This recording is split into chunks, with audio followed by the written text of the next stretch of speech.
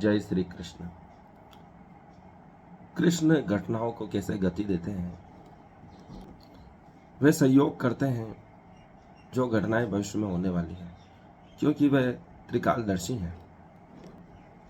वे जानते हैं कि भविष्य में जो घटनाएं घट रही हैं उनमें वर्तमान के लिए क्या संदेश है, वर्तमान में क्या करना उचित रहेगा। इसके लिए वे संसार के संपूर्ण आकर्षणों का भी त्याग कर देते हैं। उस समय की संसार की सर्वश्रेष्ठ सुंदरी द्रौपदी भी कृष्ण से विवाह करना चाहती थी, लेकिन कृष्ण जानते थे कि इनका विवाह पांडवों से होना है,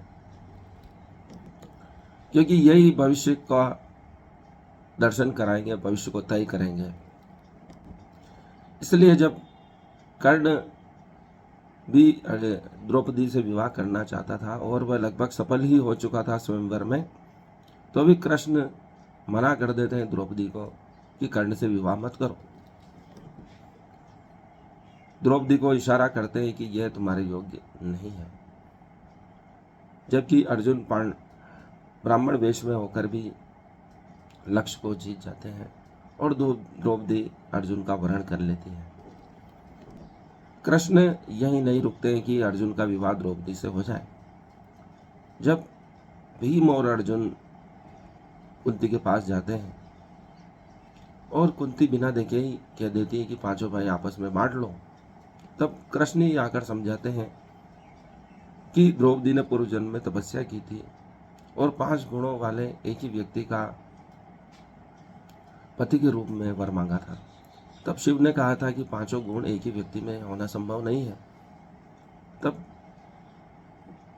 द्रौपदी ने कहा था कि आपके लिए क्या असंभव है। तब शिव ने कहा तथास्तु, इसी कारण से 5 पांडव ये अपने विशेष गुणों से युक्त हैं और इनका विवाह द्रौपदी के साथ होगा। कृष्ण जानते हैं कि घटनाएं किस प्रकार से मोड़ लेंगी और भविष्य में क्या अपना फल दिखाएगी, इसलिए वे सुभद्रा का विवाह अर्जुन से करते हैं, जबकि लगभग तय हो चुका था कि दुर्योधन का विवाह सुभद्रा से हो जाए और लगभग दाऊ ने अपने माता पिता वसुदेव देवकी को मना ही लिया था कि दुर्योधन का विवाह सुभद्रा से हो जाए। लेकिन कृष्ण ही योजना बनाते हैं और अर्जुन, जो कि द्वारका में ठहरा हुआ था उस समय, उसके द्वारा सुभद्रा का हरण करवाते हैं। सत्य के लिए, सत्य की विजय के लिए कृष्ण किसी भी स्तर पर जा सकते हैं।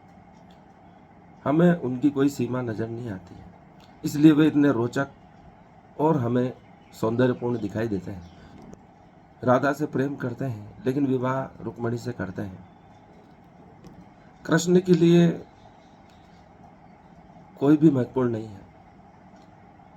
उनके लिए महत्वपूर्ण है तो क्या सही है और भविष्य में उसके क्या परिणाम होगा, उसके लिए वे प्रयासरत रहे। मथुरा पर कई बार आक्रमण कर जरासंध ने पूरे मथुरा को बर्बाद कर दिया था। तब कृष्ण निर्णय लेते हैं कि यहाँ से हम चले जाएं और द्वारका में अपना निवास स्थान बनाएं, ताकि इस प्रकार के विभिन्न प्रकार के प्रतिदिन होने वाले, प्रति मास होने वाले आक्रमणों से बचा जा सके। तब दाऊ कहते हैं कि आपको रण छोड़ कहा जाएगा, क्योंकि आप मैदान छोड़ के जा रहे हैं। तो कृष्ण ने ही कहा था कि मेरे लिए यह महत्वपूर्ण नहीं है कि लोग मुझे क्या कहें।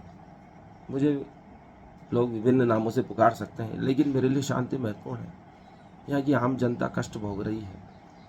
लगातार होने वाले युद्धों से हमारी उन्नति रुक रही है। इसके लिए मुझे कोई भी नाम स्वीकार है। उनको परिणाम की चिंता थी, वह इसके लिए कुछ भी कर सकते थे। वह एक उत्तम दृष्टा थे, जिसके लिए कोई भी व्यक्ति महत्वपूर्ण नहीं था, बल्कि वह विश्व समाज की चिंता करते थे। भगवत गीता में भी उन्होंने यही कहा था कि व्यक्ति अपने स्वार्थ को छोड़कर एक विशाल दृष्टि को प्राप्त हो। उसके करने से पूरे समाज का क्या फायदा हो रहा है, इस प्रकृति को क्या फायदा हो रहा है, उसको देखें। सिर्फ फल की ही चिंता ना करें, बल्कि उस पेड़ की भी चिंता करें जिससे वह फल बन रहा है। इस प्रकार से कृष्ण अखिल ब्रह्मांड की चिंता कर रहे हैं। इस प्रकृति के संतुलन की बात कर रहे हैं। आज मनुष्य प्रकृति के संतुलन की कोई चिंता नहीं कर रहा है, अपने स्वार्थ की चिंता कर रहा है कि कैसे अधिक धन कमाया जाए। उसके लिए पर्यावरण का वह अनंत दोहन कर रहा है। एक देश का तेल खत्म हो जाता है या खनिज संपदा संपन्न समाप्त हो जाती है तो वह दूसरे देश पर आक्रमण करता है, उसे युद्धों में फंसाकर वहां की संपदा का दोहन करना चाहता है। लेकिन कृष्ण ऐसा नहीं चाहते थे। जरासंध का भीम द्वारा वध करवाने के बाद भी उस राज्य को जरासंध के पुत्र को ही सौंप देते थे। उन्हें कोई स्वार्थ नहीं है, वह संपूर्ण सृष्टि का कल्याण कैसे हो उसी के ही चिंतन में लगे रहते थे। उनकी एकल दृष्टि नहीं थी, विशाल दृष्टि थी। उसी दृष्टि की आज मनुष्य को आवश्यकता है, क्योंकि सबके हित में ही अपना हित है। यदि हम पूरी पृथ्वी की संपदा को भी प्राप्त कर लें और कोई मनुष्य न बचे तो संपदा का क्या लाभ। इसलिए प्रत्येक मनुष्य बचना चाहिए, पूरा समाज बचना चाहिए। महाभारत में और कृष्ण की संपूर्ण लीला में उन्होंने सभी आयामों को छुआ है। उन्होंने स्त्री हितों को भी समझा है कि जिस संसार में स्त्री की बात नहीं मानी जाए, उसका पक्ष नहीं माना जाए, तो वह संसार आगे नहीं बढ़ सकता है। क्योंकि कहा गया है, यत्र नारस्तु पूज्यन्ते तत्र रमन्ते देवता, तत्र नास्ति पूज्यन्ते तत्र सर्वार्थ क्रिया फला। जहाँ स्त्रियों का सम्मान नहीं होता है वहाँ सभी कार्य निष्फल हो जाते हैं, और जहाँ स्त्रियों का सम्मान होता है, उनकी बात मानी जाती है, वहाँ देवता भी रमण करते हैं। अर्थात सभी प्रकार की सकारात्मक शक्तियाँ, सकारात्मक कार्य वहाँ संपन्न होते हैं। इसलिए कृष्ण का संपूर्ण चरित्र हमें एक विशेष उद्देश्य की ओर ले जाना सिखाता है, जो अपने स्वार्थ को छोड़ पूरे विश्व के कल्याण की भावना से ओतप्रोत है।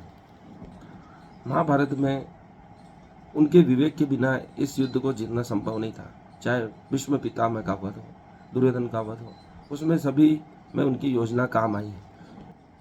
चाहे जयद्रथ का वध हो, शिशुपाल वध हो, सभी में उन्होंने कम से कम नुकसान में अधिक परिणाम पेश किए हैं। जब मनुष्य अपने कल्याण की छोड़कर पूरे विश्व की कल्याण की सोचना शुरू कर देता है तो वह व्यक्ति वैसे ही महान हो जाता है। ये कृष्ण के जीवन से हमें सीखने को मिलता है। कृष्ण की ऐसी कई विशेषताएं हैं जो गूढ़ रहस्यों से भरी पड़ी है, लेकिन हम उनकी चर्चा कर जीवन को एक नया दृष्टिकोण दे सकते हैं। इस जीवन को एक नया दृष्टिकोण देकर हम सकारात्मक जीवन जी सकते हैं, आनंदपूर्वक जीवन जी सकते हैं। इसलिए दोस्तों, कृष्ण की ऐसी ही कथाएं सुनने के लिए इस वीडियो को लाइक करें, चैनल को सब्सक्राइब करें और इसे अधिक से अधिक शेयर करें। सब्सक्राइब करने के लिए बेल आइकन दबाएं और कुछ कमेंट्स करें। धन्यवाद।